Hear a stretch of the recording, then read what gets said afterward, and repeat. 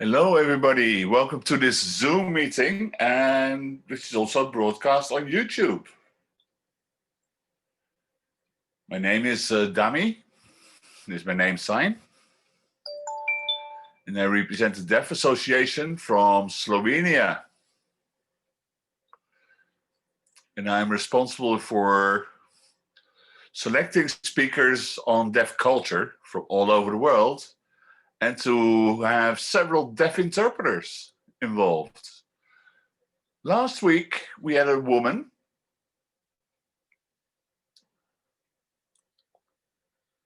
Kubita from Germany, who gave a very impressive presentation.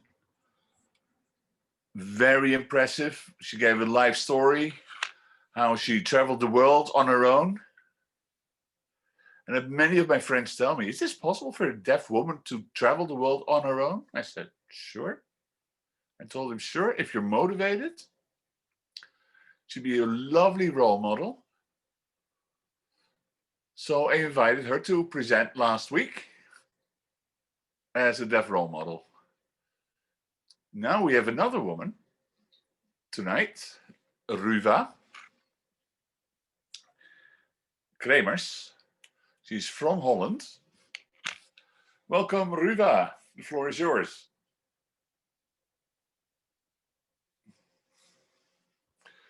Hey, Ruva. Okay, welcome in our Zoom event. How do you feel? Wait.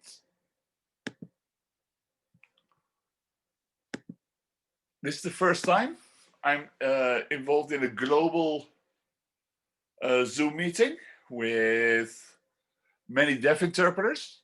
I've never been in a Zoom meeting with so many interpreters. I think it's beautiful. And congratulations on achieving this. And I'm so proud to be part of it. Thank you, Dami, for your wonderful idea to set up these global Zoom meetings. And also to have deaf interpreters involved in international sign. So hats off. Again, I'm thrilled to be part of it. Thank you for the invitation.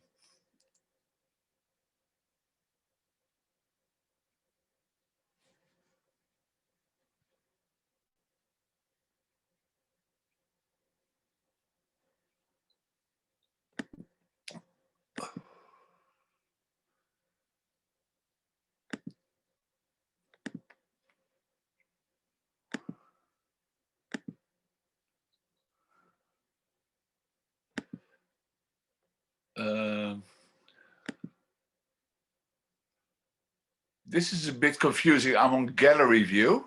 I see a lot of people signing now. Apologies for that.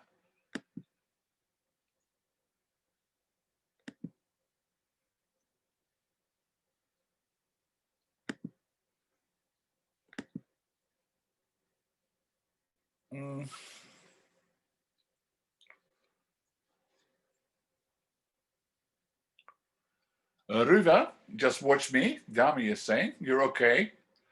I'll take myself off screen and then the floor is totally yours.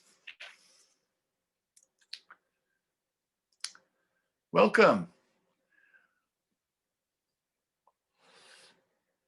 My name is Ruva.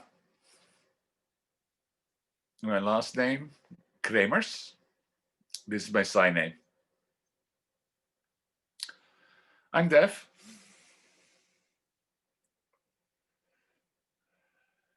Can I put on the next slide, please?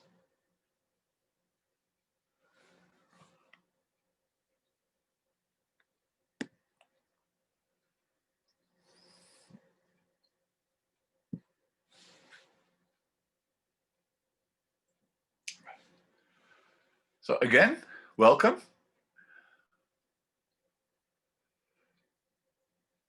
Can I have the slide up, please?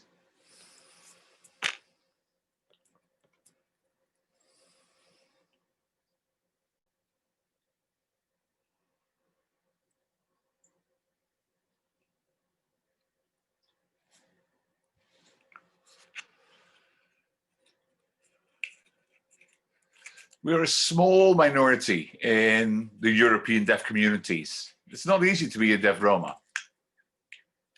Next slide, please. Next picture.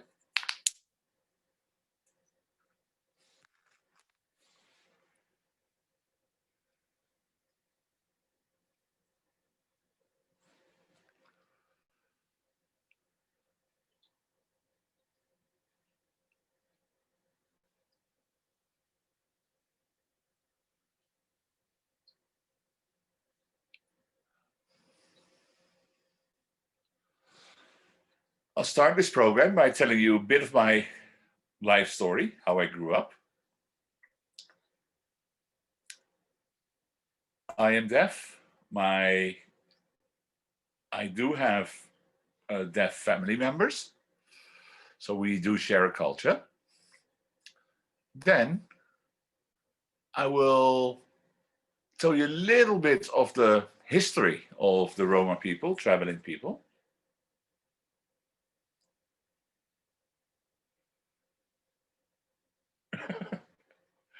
I'm sorry, I'm a bit nervous. Roma people do have a spoken language. If deaf people have sign language, and of course there are Roma deaf people.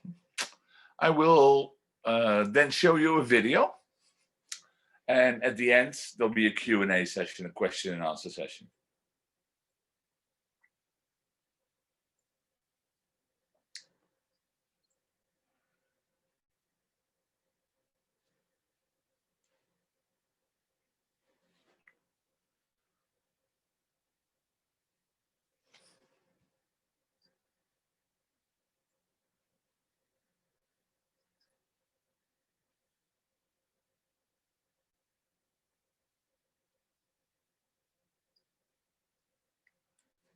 So I was born deaf. My father and mother are deaf. And I was born in Kosovo.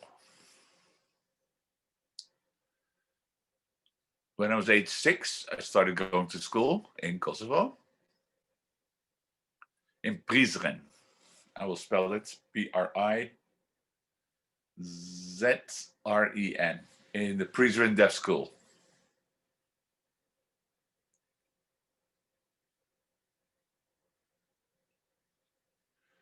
I was born in a city called Peja, so I traveled back and forth to school, between school and home.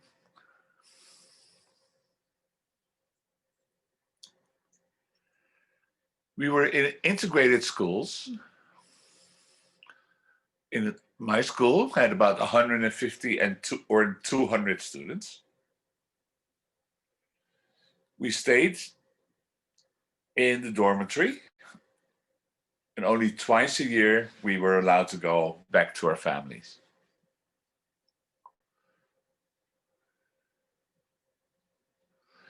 We had different schools in Kosovo. We had schools where the instruction was taught in Albanian.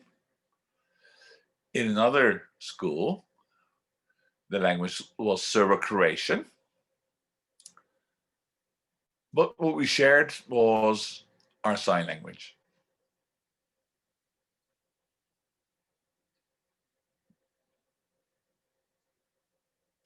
Next slide, please.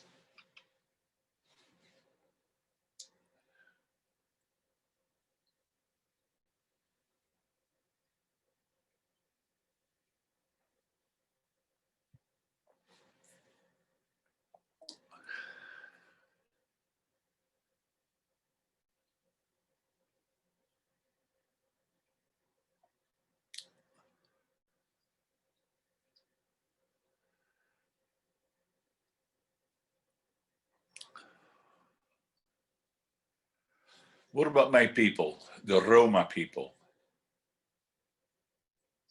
Many of you, when you see the word or hear the word Roma, you think of the capital of Italy.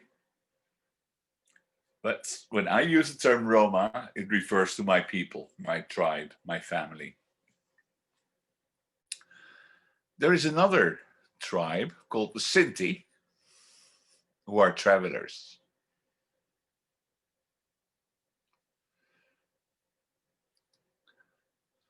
And our history of both tribes started way back when in India, where we were part of the general population, and we shared a language, both the Roma and the Sinti. In the year 800 before Christ, until 1902, or 192, so way back when, no, when the First World War happened, many Roma and Sinti escaped India and ended up in Europe to live in the West and the east of Europe.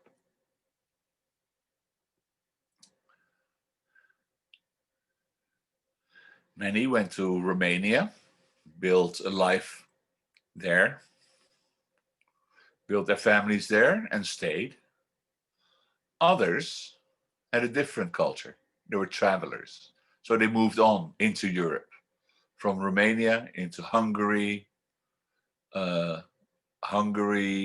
Yugoslavia, former Yugoslavia, and the rest of Europe.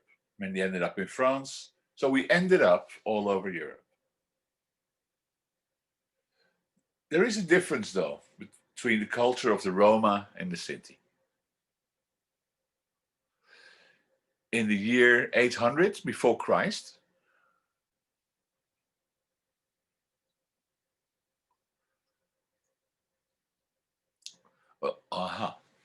interpreter error. Between 400 and 800 years ago, many of us were discriminated.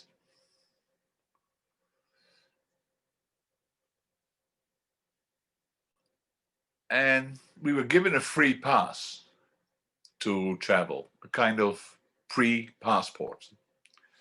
So we were allowed to travel the world. The police or customs wouldn't bother us. So we were allowed to cross language borders. The Roma mostly settled in households, whereas the Sinti kept on traveling.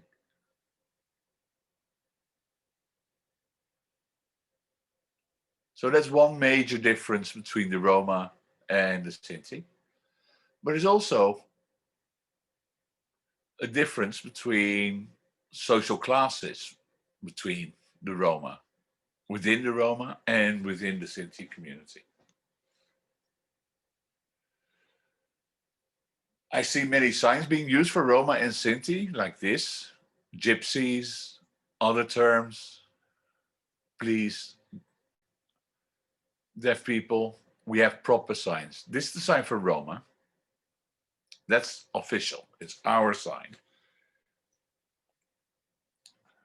This sign for fiddler that many people use is really something for the hearing Roma, the musicians you sometimes see performing on the street. But in sign language, this is the name sign for our people. And you spell it like R-O-M-A.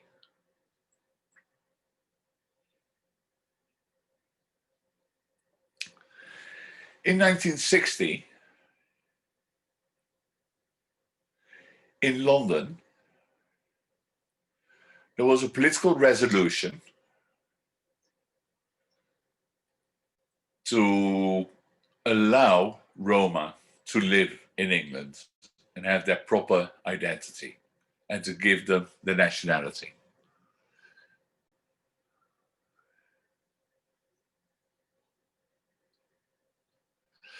And increasingly, other countries in Europe started recognizing the existence of Roma. And now, still, many people, especially in the deaf community, are unaware of Roma culture.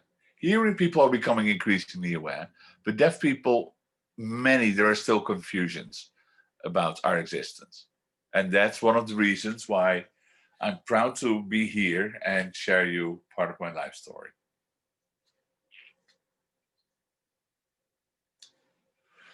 The next slide, please.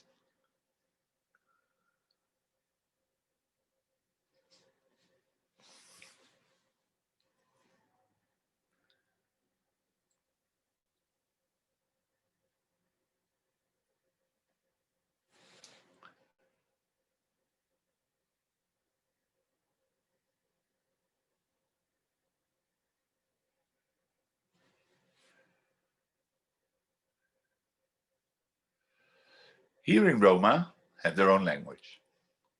Likewise, Roma people have their own sign language.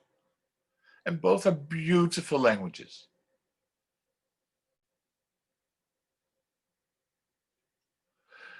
Sorry, I just lost my train of thought here. Let me go back to my notes. 1 second, please.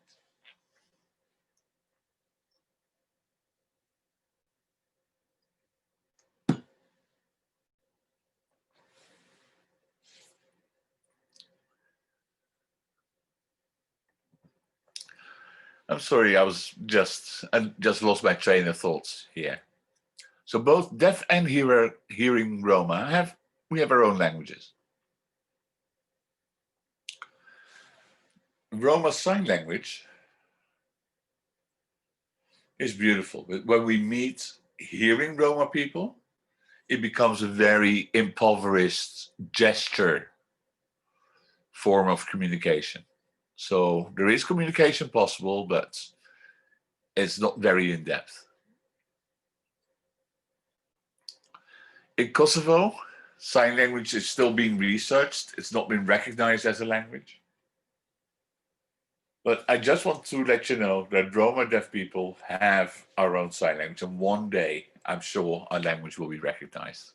One day in the future.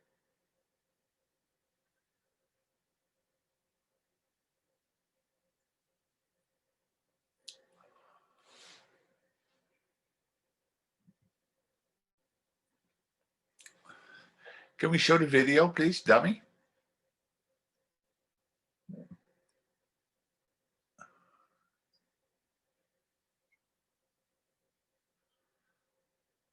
Almost there. It's almost there. Dummy here. Let just the technician, give the technician a few seconds to start the video again. I'm sorry. That stopped my heart for a second.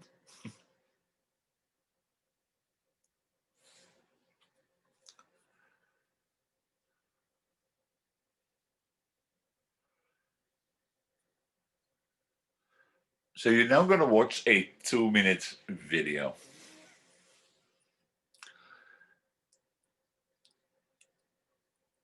The Roma people, there's around 10,000 in Europe and only 20,000 in France. In France, there's talk of many people. Many people think that Roma don't want to integrate, or they're immigrants just coming here for Social Security. And that's the kind of image we get on television. But I chose to spend some time with Roma people.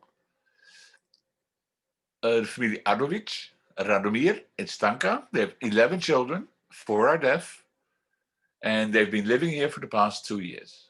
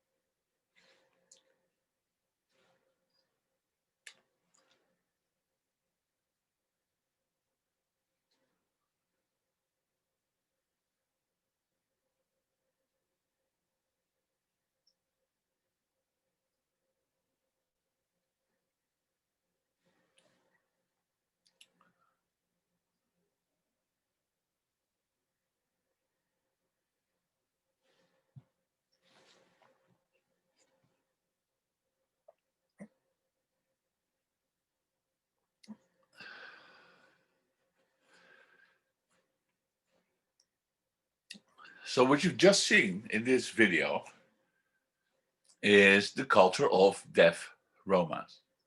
Most of them were not educated at all. They've been living in several places in Europe, meeting many barriers, especially they had no access to education. So many deaf Roma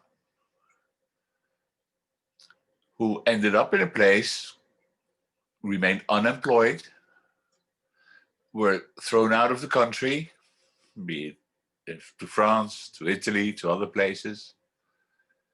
As you just saw in the video, there was this family who arrived in France and yet had to learn another language. Some of them had to go to school in Germany, learn a bit of German, were thrown out of the country, had yet to learn another spoken language and another sign language. So why is it that there is no good education? Part of the reason is that many Romas were scattered all over the place with communication problems, broken family ties, and without access to education at all.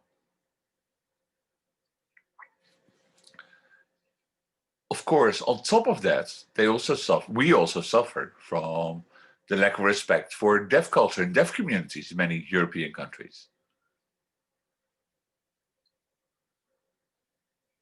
So life for many Roma deaf people is not good in Europe. But we have to live on. And we will.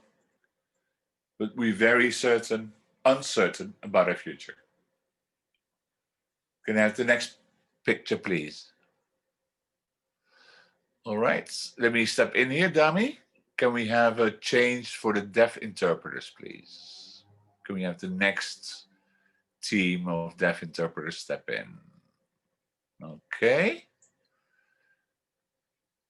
It looks that all the interpreters are back on. Riva, back to you.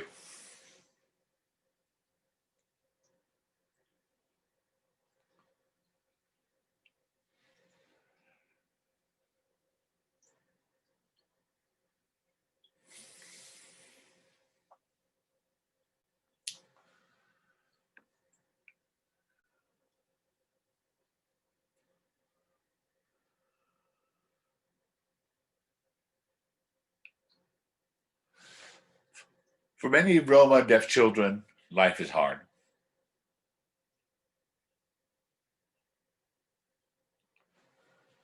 Looking back at my own life,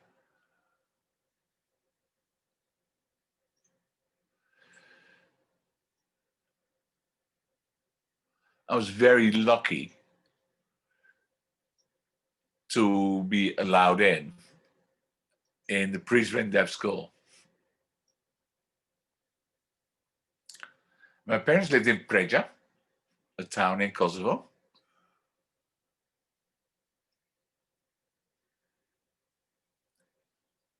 And I was lucky to enter school when I was only 6 years old. I had an older deaf brother who were already enrolled in school. So as the third deaf child in the family, it was kind of easy. When I entered the deaf school first, it was the first time that I saw deaf children who didn't know how to sign. I had the language from home. My father and mother had talked to me and signed to me from the moment I was born. So I was raised with the language. Now I arrived at a deaf school and I saw my peers not knowing any sign language. So I taught them sign language.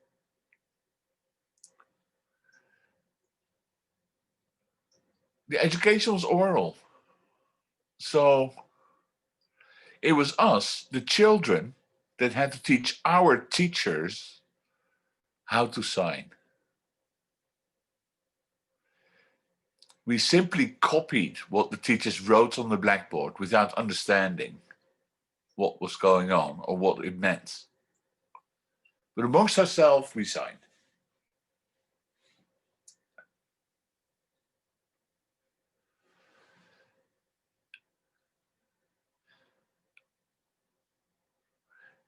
My brothers were teased and bullied for being Roma.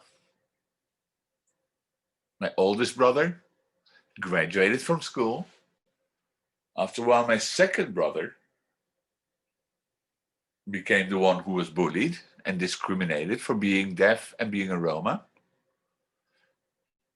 He coped quite well and graduated school. Now, the third deaf child was me. I was the last one in school. And again, both adults and children started bullying me and oppressing me, discriminating me. I suffered a lot.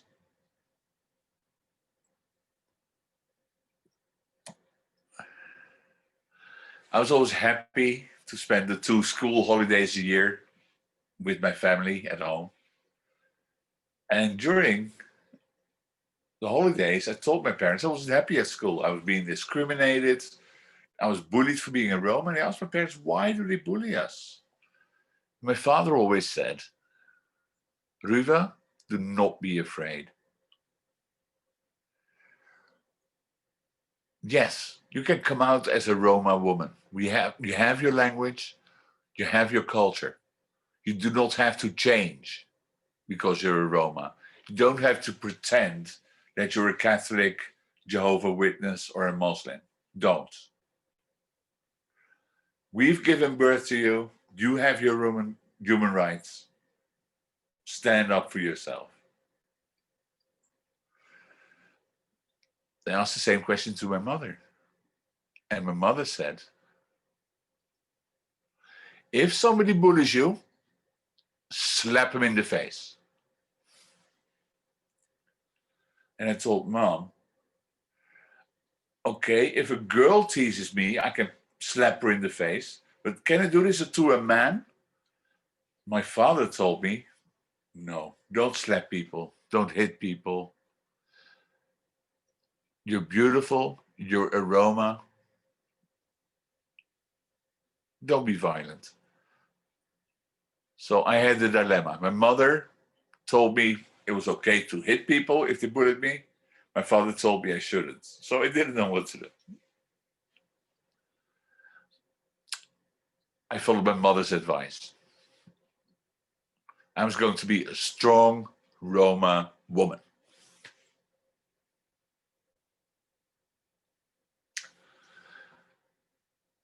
After that holiday, when I came back to school, I felt very confident. Again, children and adults alike bullied me like, you're a Roma, you're a Roma. So, poof, I hit the first child who bullied me.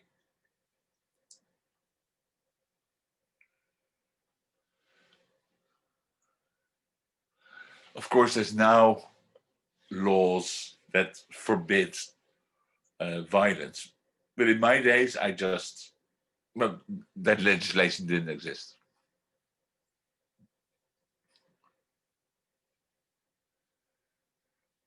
Then I got bullied for people saying, yeah, Roma people are very violent. And I just came out. I said, my parents were proud of me. Likewise, you, if you're born Catholic, your parents are proud of you. If your parents are Albanian, they're proud of you. Why bully me for being a Roma? At age 11, I really started standing up for myself.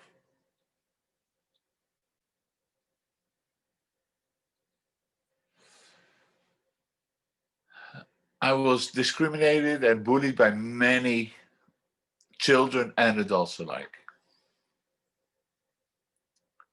But at the same time, I was the one who introduced sign language to many of them. I was the sign language teacher. One year, Christmas holiday came and it was time for me to go back home to my family for the Christmas holidays.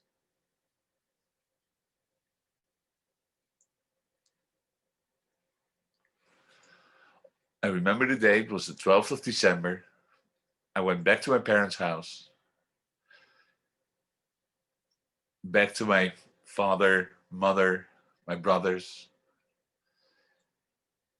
And my father looked at me really with a worried look on his face.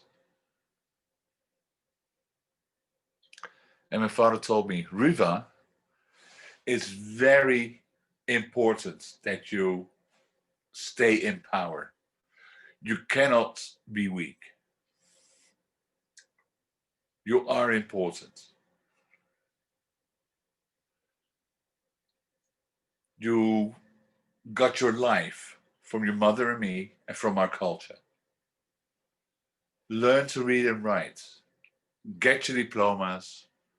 Find work.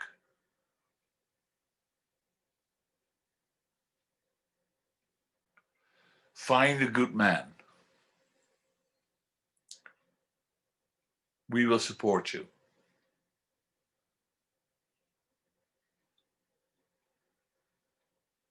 So I was looking at my dad, wondering why he told me all this. Yes, I knew school was important. Graduating was important. Finding work was important.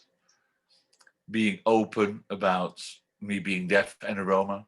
Yes, I wanted a family. So I told my dad, yes, I will do all this. Why are you telling me this? The next day, my father died.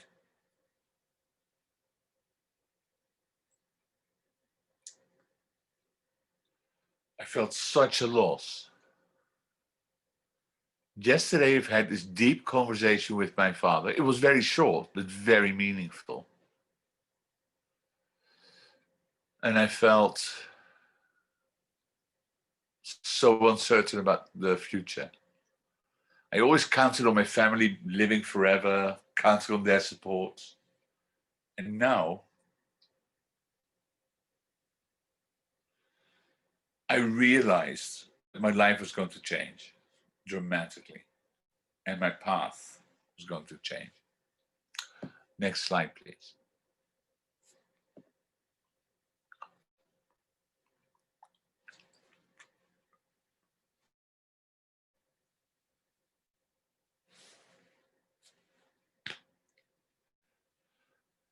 Excuse me, that was the wrong slide. Can we go back? India?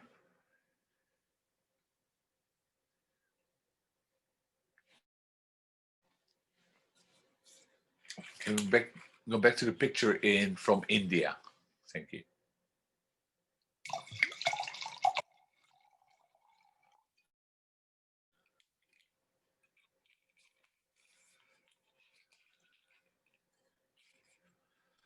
The picture you just saw was kind of a slum of Roma and or Sinti who lived in India.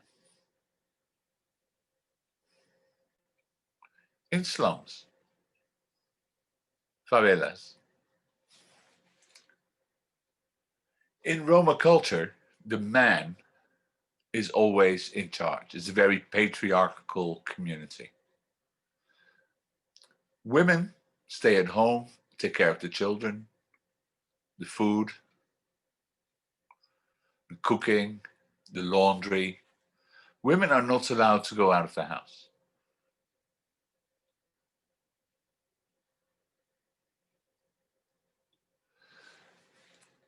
If your husband comes home and finds out that you've visited even another Roma family, the man has the right to slap you, to abuse you. It's the woman's role to stay at home, take care of the kids and the food. So men are allowed, even in Roma culture, to abuse the woman physically. Now, if you're deaf and a woman, suppose you marry, you get children, even if you're a Roma husband, he will discriminate you and abuse you even more.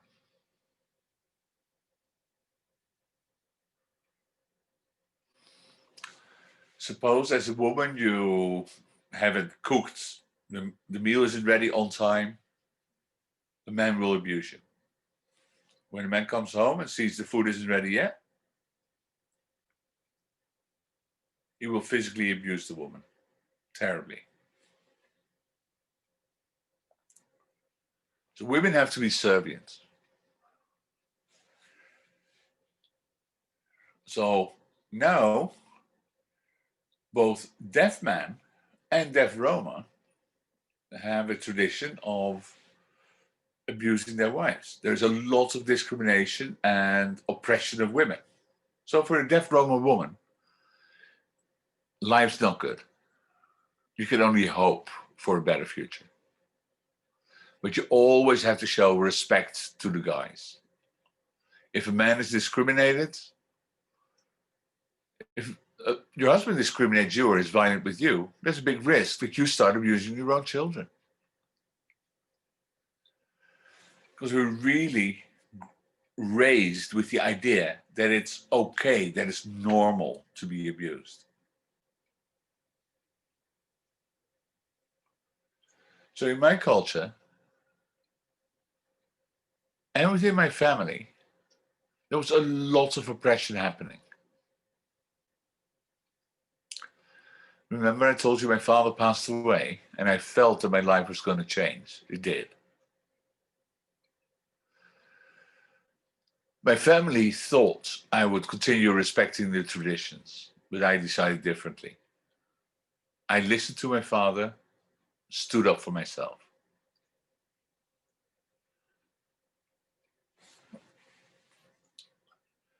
My oldest brother told me, your dad is dead now I'm in charge. And I told him, well, I graduated from school. I make my own money. I'm not going to pass on my money to you. My oldest brother already had a wife, 3 children, all deaf.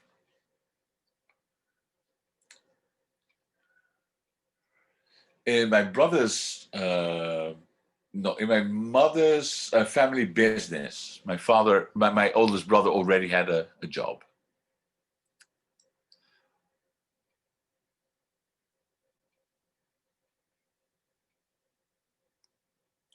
We had a home that we built ourselves. On the bottom floor in one room, my brother lived with his wife. In the other house, in the other room in the house, it was my mother and my other siblings. My mother and I worked very hard. My brother was lazy. He didn't work because he was now the oldest man. So we had to contribute money to him. And he just said, I'm the oldest, I'm the firstborn. I have to, the younger siblings, and mom, you have to support me and my family.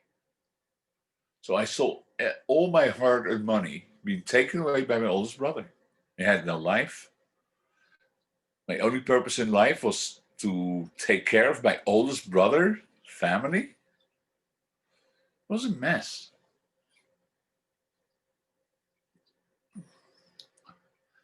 My mother and me, who had built this house, again, 2 rooms, we lived together under the same roof. The attic was empty. There was no money to further expand the house. And all our work, all the money we earned went to support my brother and his children and his wife. We felt life was wasted. Just because for cultural reasons, my brother held that position in the family. He was oppressing us. I started having a series of arguments with my brother. I cried. I was bullied by other Roma people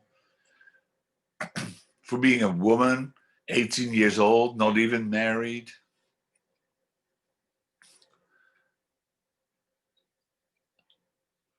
Because girls are supposed to get married in my culture at age 13, 14, or 15.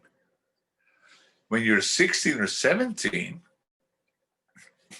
you're supposed to have your first child and breastfeed. Now here I was 18, unmarried.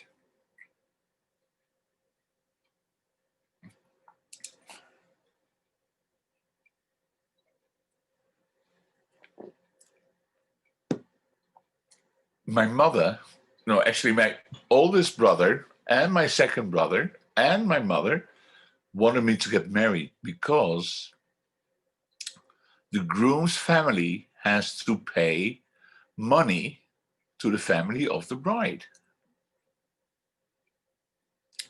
In Roma culture, marriage is arranged. You're not allowed to fall in love, pick your own partner. And my brother and family was only interested in the money they could get from me.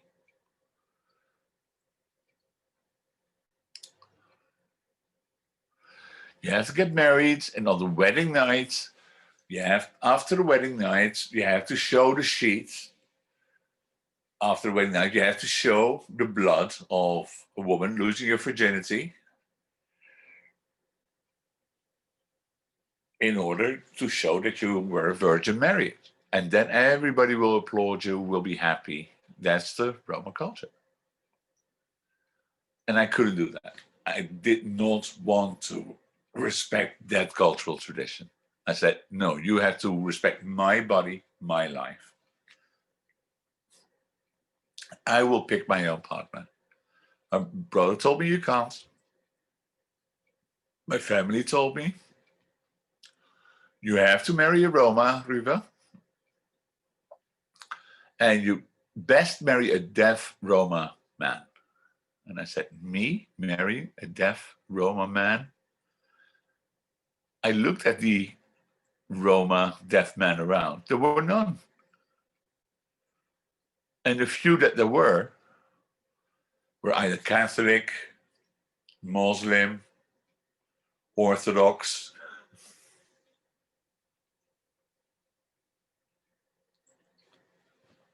And those men weren't interested in marrying a Roma woman. They wanted to have a woman they could oppress, look down on, abuse. And don't forget the fact that I'm lucky I wasn't raped, but rape is very much part of Roma culture. I was lucky that I was strong enough. I was lucky that my mom told me that when I was in a deaf school,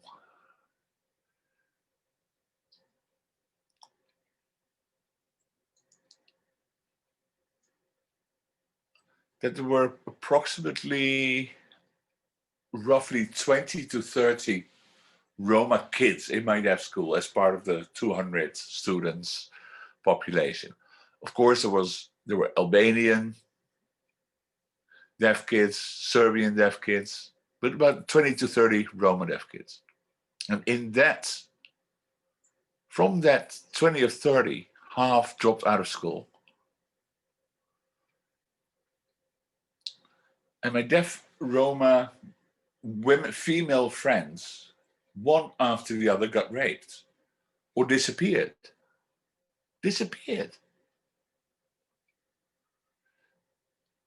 The next one got married, age 13, had to drop out of school without graduating.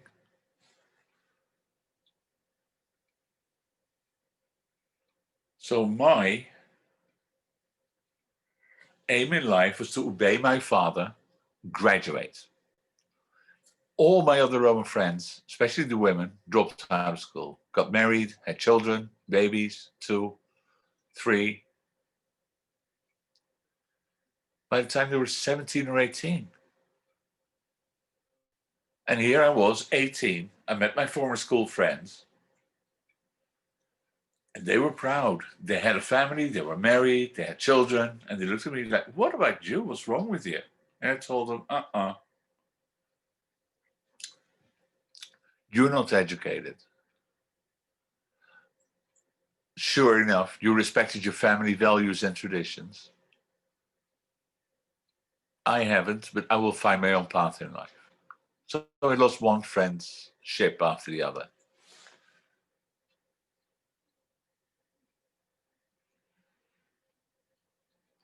So deaf women are lost to life because they get married. Once they get divorced, they end up with horrible lives, with their kids, no husband, no education, being abused, without work, without money. So it's hard for women to get work, for deaf women to get work, let alone for a Roma deaf woman to find work. They're triple discriminated.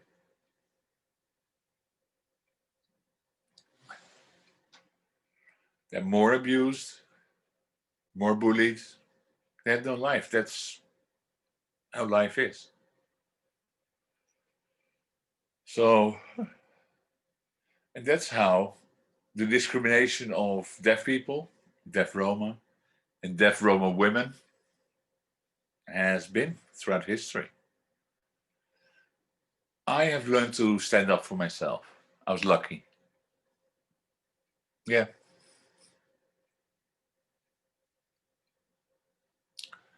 Okay, it's time for a swap between the deaf interpreter teams. Perfect.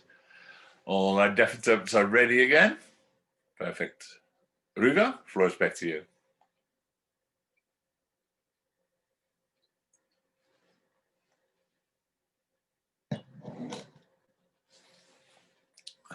Next slide, please.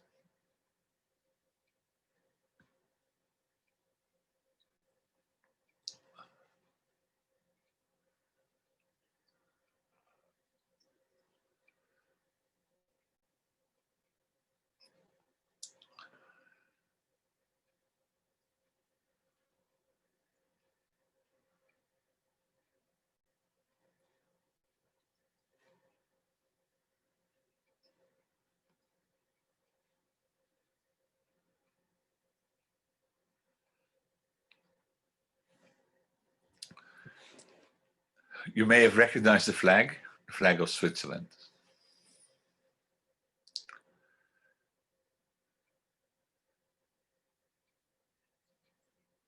I lived there for 11 years and that's where I got empowered. So how did I end up living in Switzerland? Back to Kosovo, I had my family struggles. There was a lot of pressure on me to respect the Roma culture. I rebelled, and for the first time went to Switzerland to work in a restaurant. 1 year. After 1 year and 3 months, I was deported and sent back to Kosovo from Switzerland, all the way back to where I came from.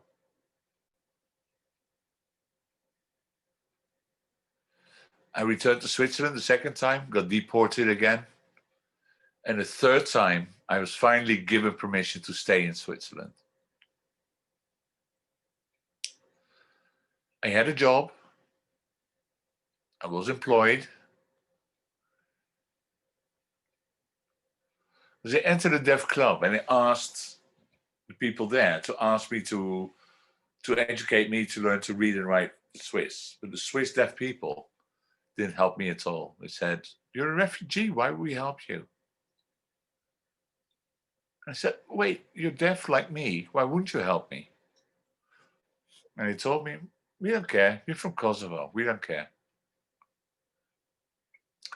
So 3 times I was deported out of Switzerland, caught by the police, been imprisoned for 2 months, sent back to Kosovo. I ran back to Switzerland. And only the third time when I returned to Switzerland, I was allowed to stay. Swiss deaf people wouldn't help me. And this is hard. I got help from hearing Swiss people. I was offered a job here, there. I built up a hearing network.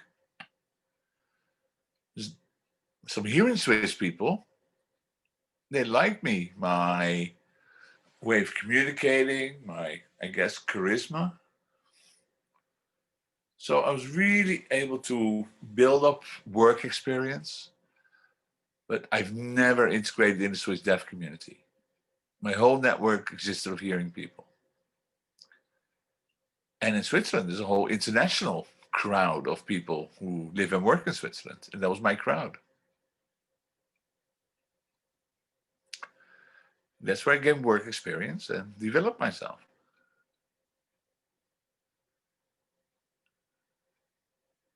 I've lived in two places in Switzerland. The first one is Zurich.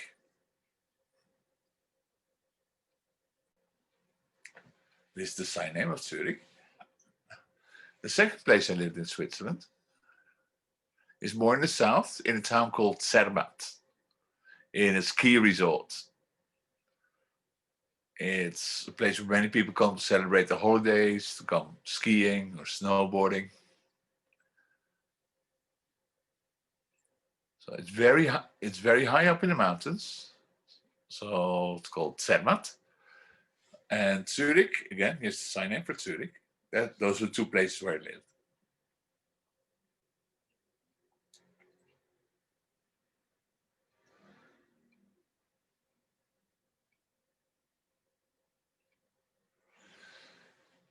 In Zurich, I stayed in summer for roughly 6 months. But when the fall season, the winter season came, I moved to Zermatt, because then the ski pistes would open up. And that's when I had my winter jobs.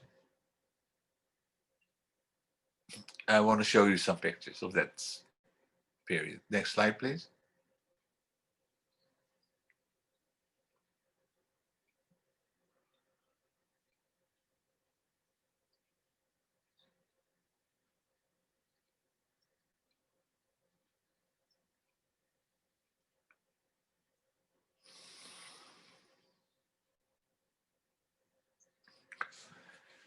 As you may have seen from the pictures,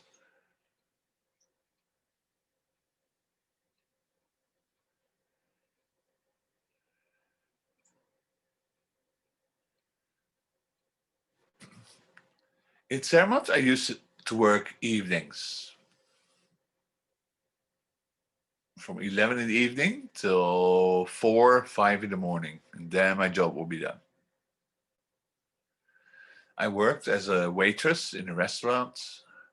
I received a lot of support from the local people in Zermatt. Nobody ever talked to me about my ability to speak or my lack of ability to speak. They would sign to me, gesture to me, to anybody I came across. If somebody would talk to me, I would just show my ignorance face.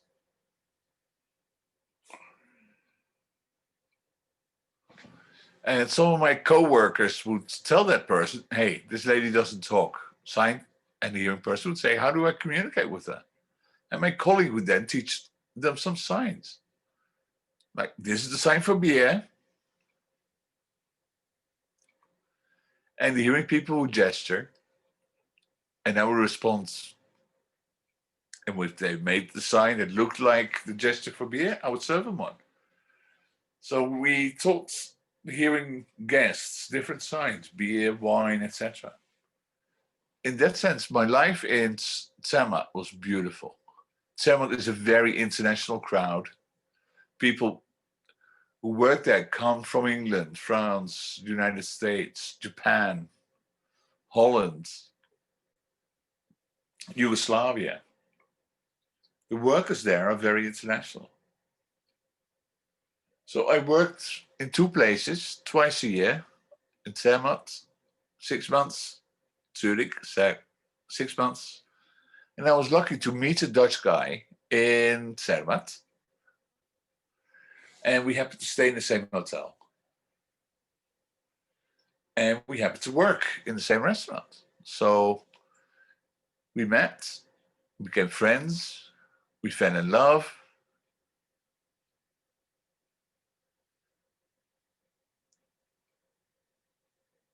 And this was mutual. He taught me to snowboard, and other friends helped me to improve my snowboarding techniques. And I'm an okay snowboarder since then. Because I worked in the evening, like I said, from 10 till the morning, 4 or 5 o'clock. When I was finished, I would go to bed, catch a nap till 10, 11, get dressed, and then bring my snowboard up the mountain, snowboard down, until it was time to go to work. So after this half year, snow starts melting in Zermatt, winter season is over. I had to go back to Zurich to live and work there for summer.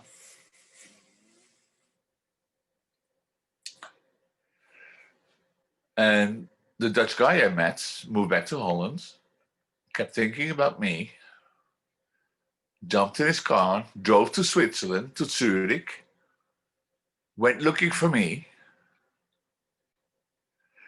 When I saw him, I was so surprised. I said, hey, we worked together in Zermatt. And he said, yeah, but we met for half a year. I was really thinking of you. And would you be my girlfriend? So we met time and time again for 3 years. We had a long distance relationship, him in Holland, me in Zurich. And after 3 years, he told me, I love you. I'm in love with you. You want to marry me?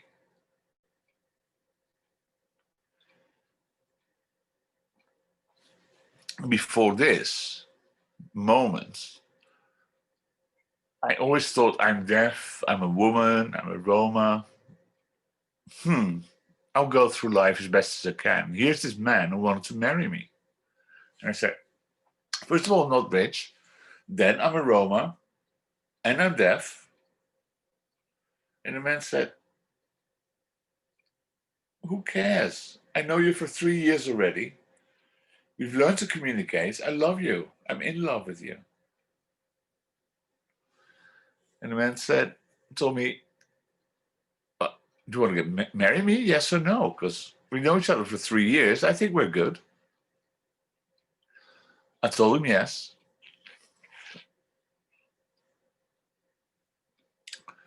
He did his paperwork. I did my paperwork. We got married in plain clothes, very normal, everyday outfit.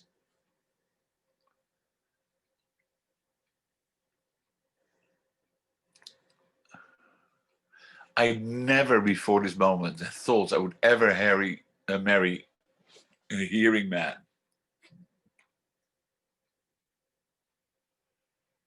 Okay, on to the next slide and life after marriage.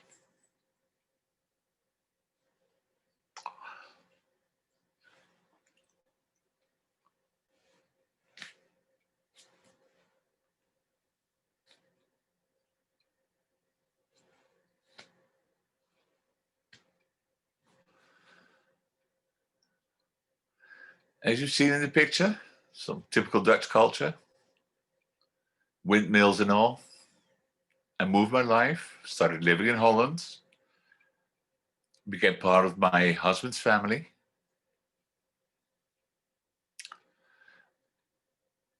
And I live in the south of Holland, in a province called Limburg.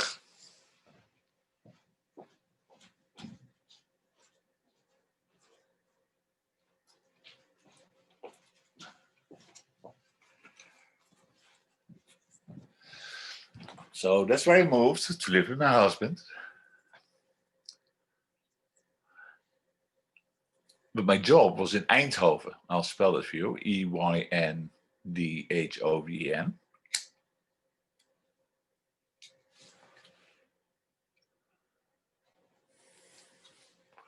And it's the name sign for that town, Eindhoven.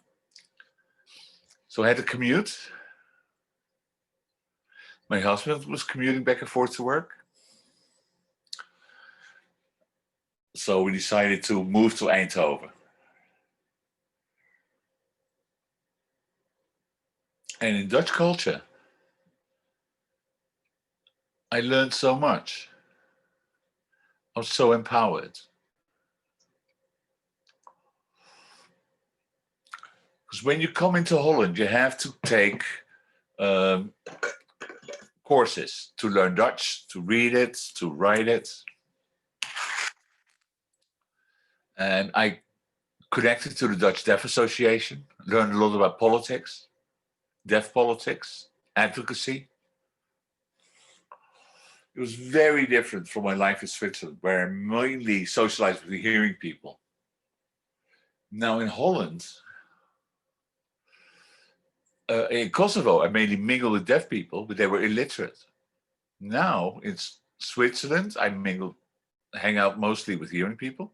Now in Holland, I had a chance to do everything, to learn, read and write Dutch, meet people, deaf people, signing, educated. I learned so much.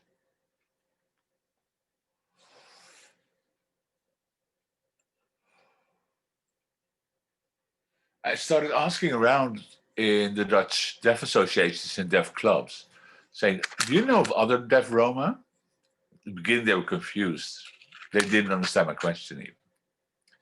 Hearing people knew about the existence of Roma, deaf people didn't.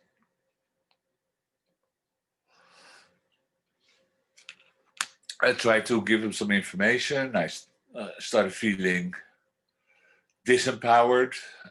I lost my energy. Then I contacted other deaf refugees and applied for a job training deaf refugees to become Dutch citizens.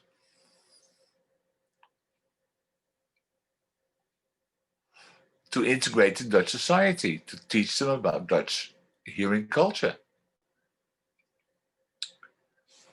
to respect Dutch culture. I mean, if you move into Holland as a migrant, you have to learn and work to learn the Dutch deaf culture, to become part of Dutch culture. So that's the job I did for many years. And it gave me so much satisfaction, so much experience, so much knowledge. In the back of my head, I always thought, oh, what do I do with my knowledge? I have 2 children. They're starting to grow up. So I asked my husband, what do I do with all my experience in the Dutch deaf community? I want to go back and work in Kosovo. My husband told me I was right. If a deaf Roma woman, yes, why don't you go out and establish an association for deaf Roma? At that point in time, I remember my father. One day, Ruva, you will go into deaf politics. You will set up an association. You will be liberating a lot of deaf Roma people and women. So I felt so happy. In Holland, there's many Roma women, but deaf Roma women were lagging so far behind. So how to catch up? I saw deaf Roma being integrated in Dutch culture. I saw strong Roma women. Can show me the next slide, please? Time for an interpreter swap, please. Deaf interpreters?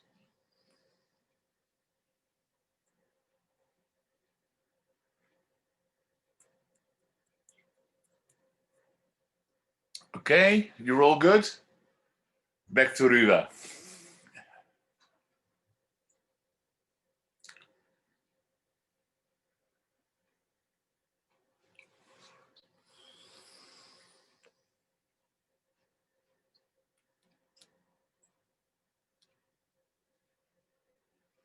Hold on.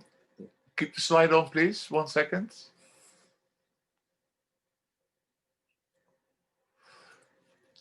In the pictures you just saw,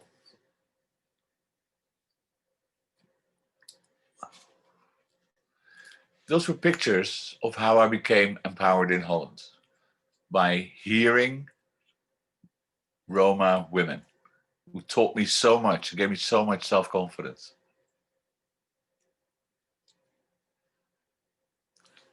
Hearing women in Roma managed to recruit a filmmaker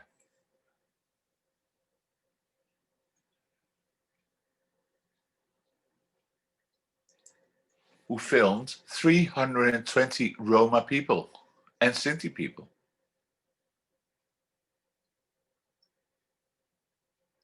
And then the Dutch Roma women told him that we know of a deaf Roma woman. He became interested, set up a meeting with me, and said, "You're a Roma, right?" And I said, "Yes." "Would you be part of my documentary?" And I said, "What's my story?" He said, "Well, I've interviewed many hearing Roma women, but it's the first time I meet a deaf Roma woman." We clicked. I told him my story. He made notes. We met for 2 times for long interviews. Then the filming started, and I was able to tell my life story and share it in 2 interview sessions. The documentary was shown on TV.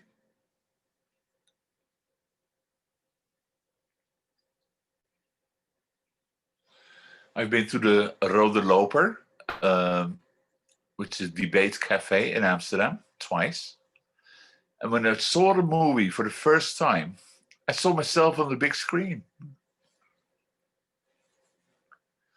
I was there with my 2 children and my husband, and my children saw their mother on screen and saw mom's life story. And I saw my children burst into tears when I heard my life story of discrimination and how I became the strong woman I am now.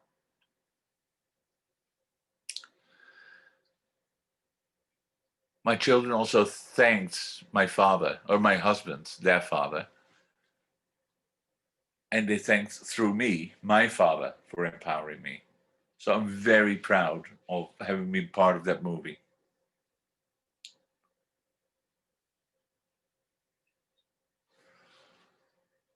One woman portrayed in the documentary was a professional award-winning dancer, very famous. Another Roma woman was a musician, a singer. And the third woman was a deaf Roma woman, myself, telling about Roma culture, deaf culture, with pride. So I'm very proud to have been one of the 3 women portrayed in the documentary.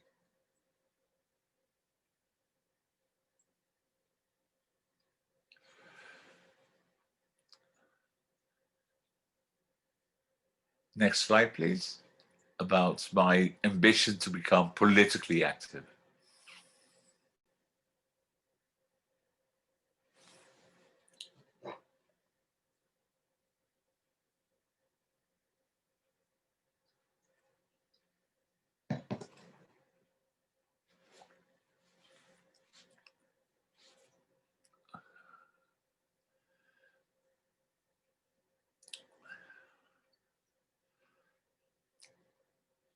So why become politically active?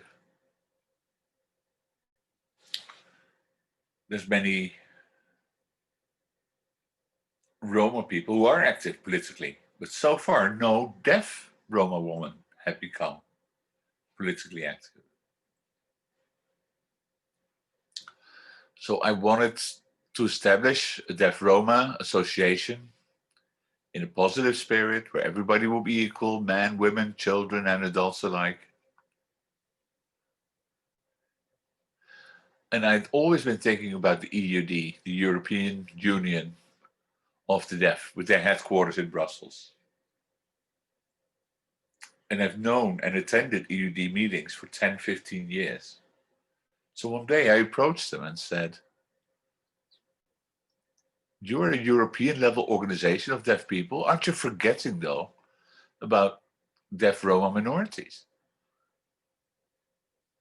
And the EUD told me, "You're right. This is the first time we meet a deaf Roma and hear about your whole situation. We are 100% behind you.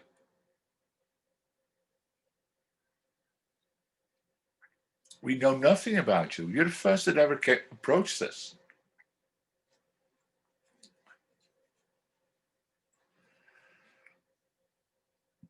Get involved. So I told him I wanted to establish for the future generations a Roma Deaf Association for our children, for the future. And the EUD fully accepted my proposal.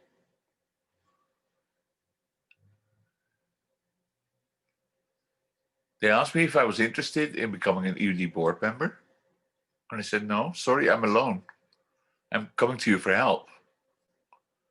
Because deaf Roma women and men, we are rare. And we have no one standing up as a politician. And the EUD told me, what?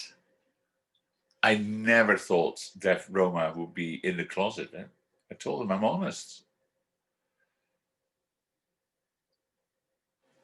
So that was my next step. The EUD told me I could not become a board member, but our door is open. You're welcome to come and observe our meetings. And I told them, I need your information. And the ED told me, sure. So they gave me information about their meetings.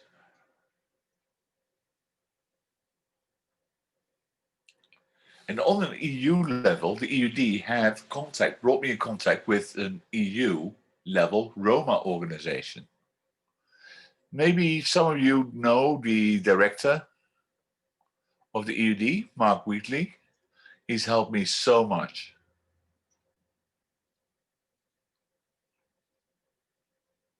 Another deaf leader I'd like to thank is Helga Stevens, a former member of the European Parliament, who also gave me information about Roma organizations. So I'm very grateful to both Mark and Helga,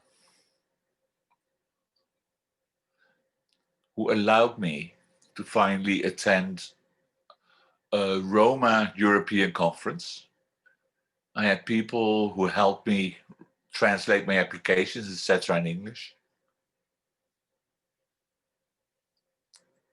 And I was told at the conference, again, we didn't know of the existence of deaf Roma women. Very welcome. I, again, for the first time, was involved in an EU Roma meeting as an observer. And I heard women talk about the EU Roma culture, life of Roma people in the EU. We had 3 fabulous female interpreters. Hearing speakers were telling negative stories about how difficult life was. Others presented a more positive picture. Most emphasized discrimination. And I was thinking back about my life experience, and I realized that also hearing Roma people are being discriminated. And I realized again that it's important to realize that for deaf Roma people, there's even more discrimination. There's multiple discrimination. So this went on in my head when watching these presentations.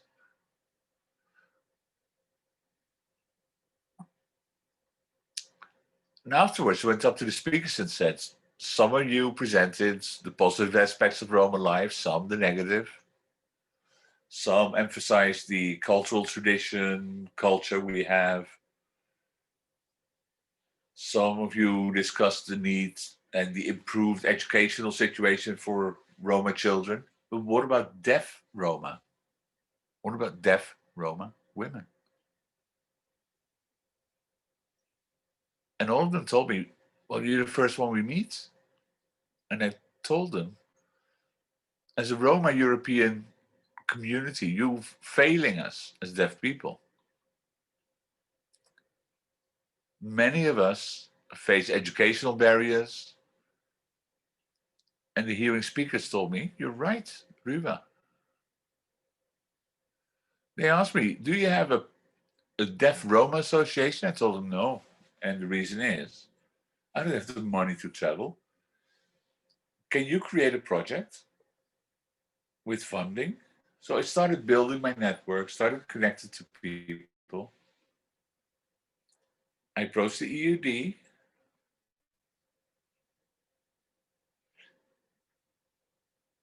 I could attend their political meetings.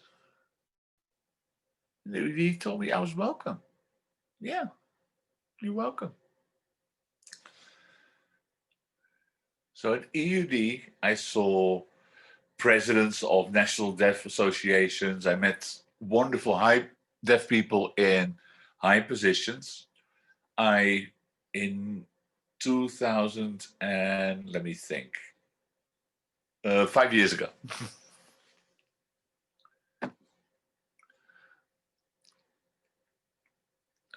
In 2015, I attended my first World Congress in Istanbul, met again very high level deaf presenters, made many connections that last until today. So now I feel connected to presidents of national deaf associations throughout the EU. And I approached one after the other and asked them, do you know Roma deaf people? Some, yes, many no. And I told them, we need a European Deaf Roma Association. So now I have two parallel, let's say, networks. One in Deaf Europe, delegates who know me also. And I have a hearing network in Holland. Some also are connected on a European level. So they both help me, both networks, to advocate for deaf Romas. I would also like to invite sign linguists to look into the deaf Roma sign language.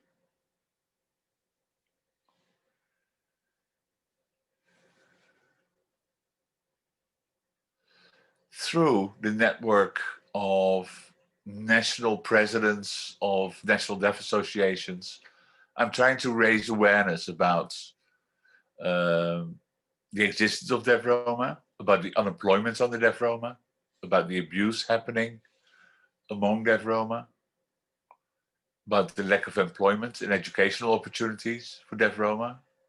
So I really hope now that with this network, the EUD and my Hearing Roma network, I hope to be a role model for deaf Roma and to lift up the Roma deaf community, to improve life opportunities for deaf Roma kids. So because one day I'll be old, retired, and I want to see successful deaf Roma, to wave the deaf Roma flag one day.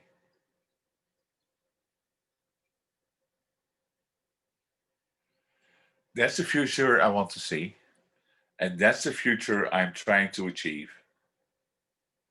That's how I try to work in my way to stop discrimination of deaf Roma people.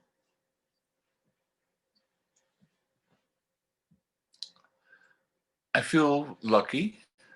I've given 3 lectures at European events. The first in Valencia, in Spain.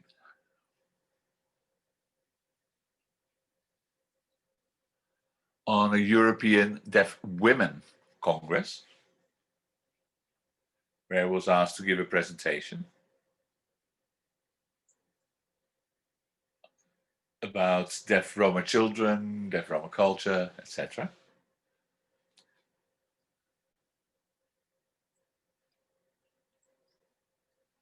Secondly,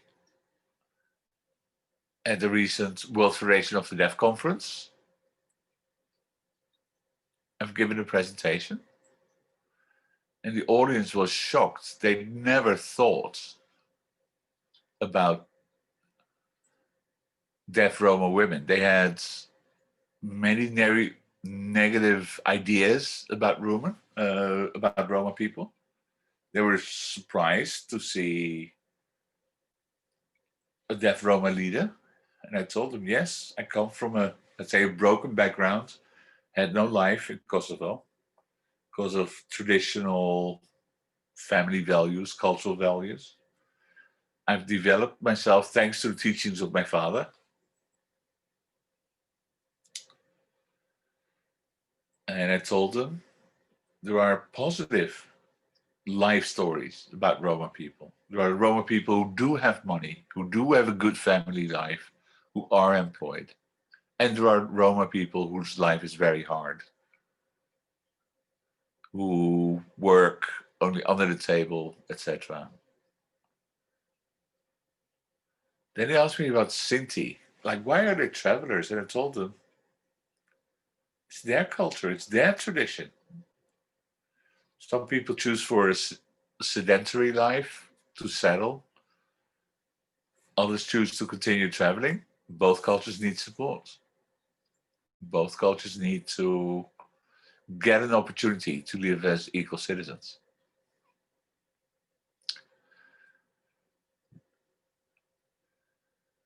So the audience was really shocked. And I told them, well, we're equal like other people. In the world, there are several tribes, several races, several religions. We are one of you, but we're one of the most discarded groups, the most marginalized groups. But even within us, in this marginalized group, deaf people are lagging even more behind. So I was glad to have an opportunity to show them a positive deaf Roma story. So as I said, I've been given an opportunity to lecture 3 times. Some people got enlightened, other people still don't get it. So that's work for me in the future.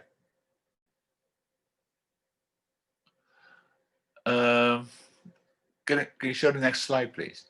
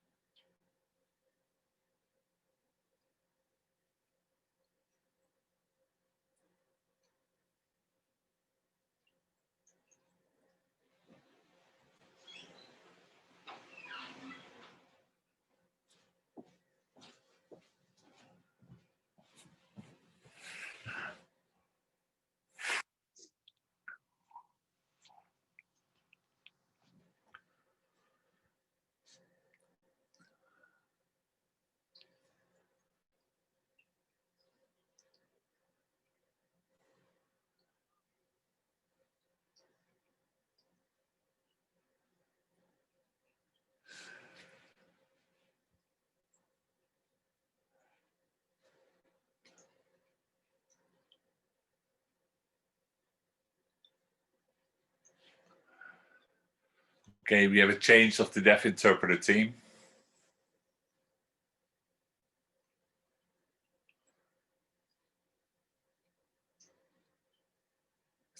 See all interpreters are back. Go ahead, Ruva. Thank you, Damian.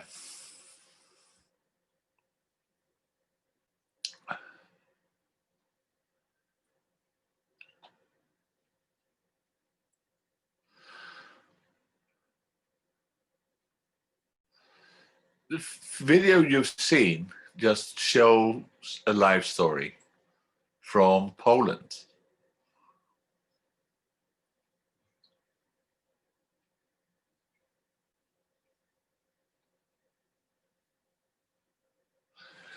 They're people from Kosovo originally. No, sorry, they're Roma people.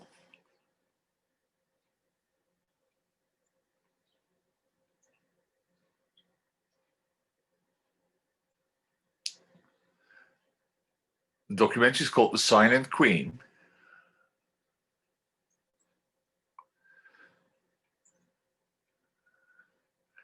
Because this girl is really pampered within the Roma family. So she's nicknamed the Silent Queen in this documentary. Now, what's the story?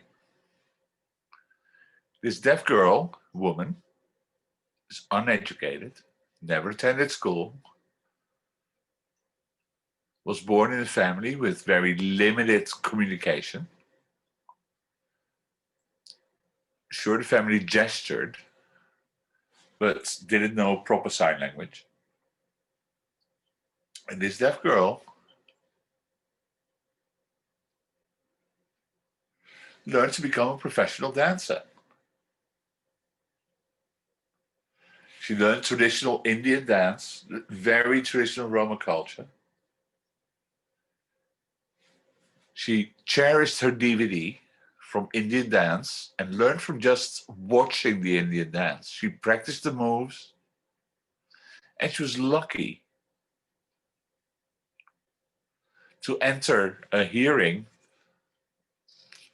dance competition. And this silent queen, our deaf girl, entered the dance competition and won. She was given a degree. She couldn't read the certificate, and she didn't realize that this could be her key to a good future. She wasn't aware of herself as a deaf Roma woman.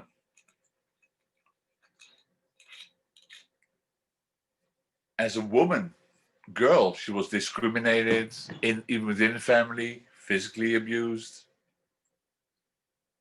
Her life was no good. So after she won the award, she was given hearing aids. And the other hearing kids teased her, like, now you can hear. But she had no sound awareness. She did not understand what the hearing aids gave her. So she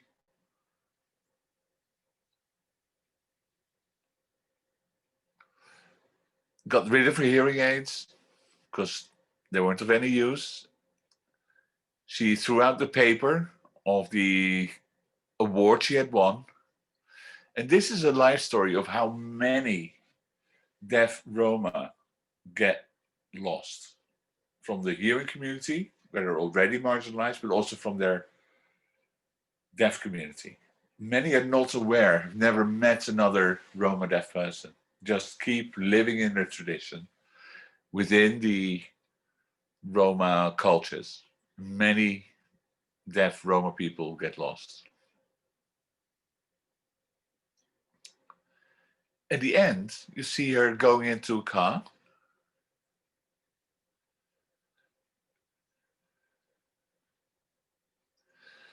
She entered this car, left Poland, and enter the deaf school. And we don't know.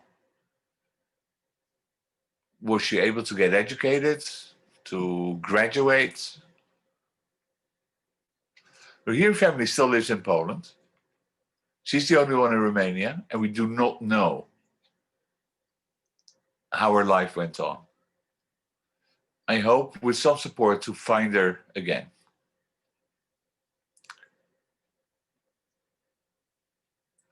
She didn't know the importance of the certificate she won with the dance competition.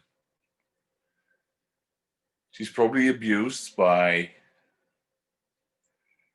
her hearing peers. She may end up on the street being a pickpocket.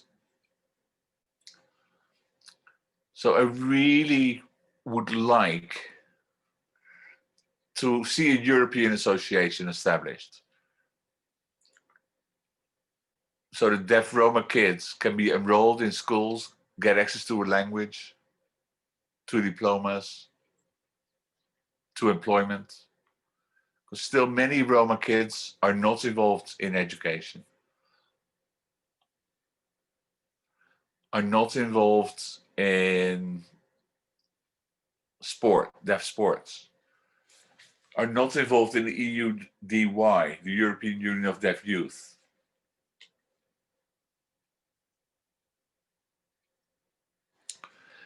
Do not have, maybe have the access to technology, to international sign, to the global deaf community. Are not aware or proud of their deafness. So I think I've come to my end of my presentation. Thank you so much. Can you show the final slide, please?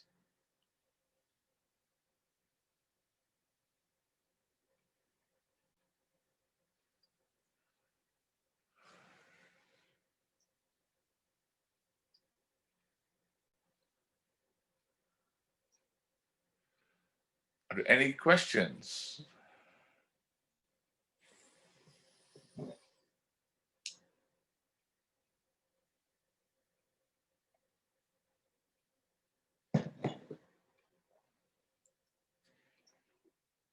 Okay, Damian. Thank you so much for your presentation. Really powerful. Your life story, your achievements, a lot of respect.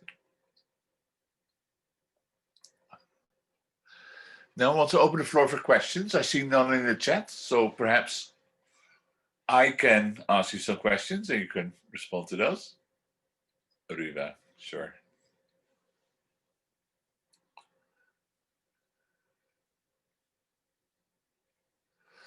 So we'll take it very slowly to give all deaf interpreters an opportunity. So if you can all see me all right? Ruva, can you see me? Yes, I see you. Damian here. I have a question for you. You grew up in Kosovo, made it to Switzerland. What did you know about Switzerland?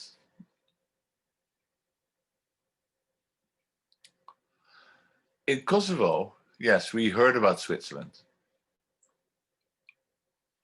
I had a friend, a woman, Roma also, who had been to Switzerland, made friends there, found work there.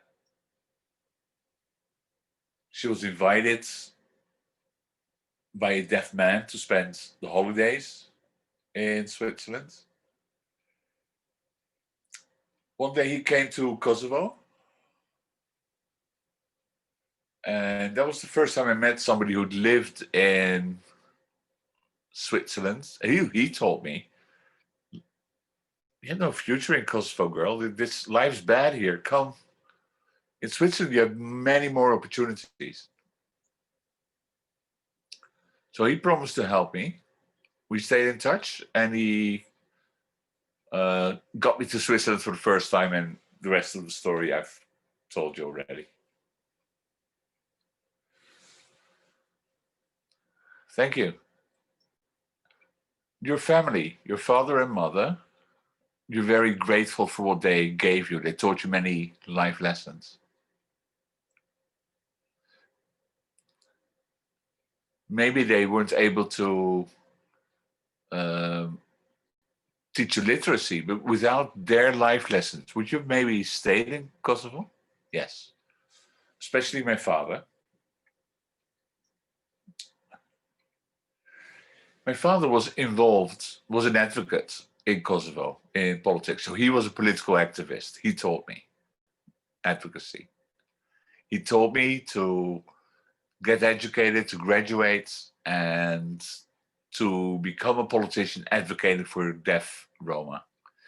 Without my father's life lessons, my life would have sucked. I would have stayed in Kosovo, not had any deaf Roma connections throughout Europe. So I'm very grateful, yes, for my father's life lessons. And now, if I look at my life now in Holland,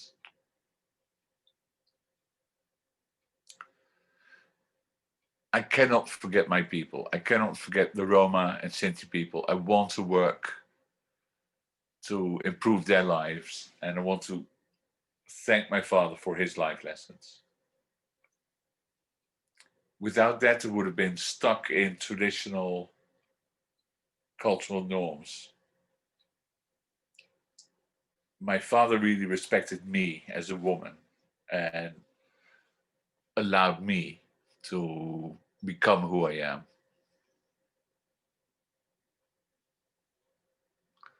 I don't see you anymore. Damian, I'll wait till Damian comes back.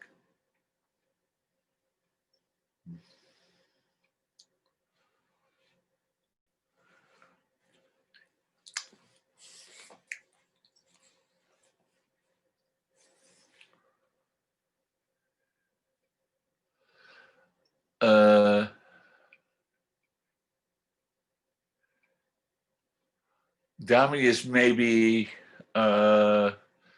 looking at his phone now to see if there were any questions. I'll just stay here and wait till Dami comes back with the next question.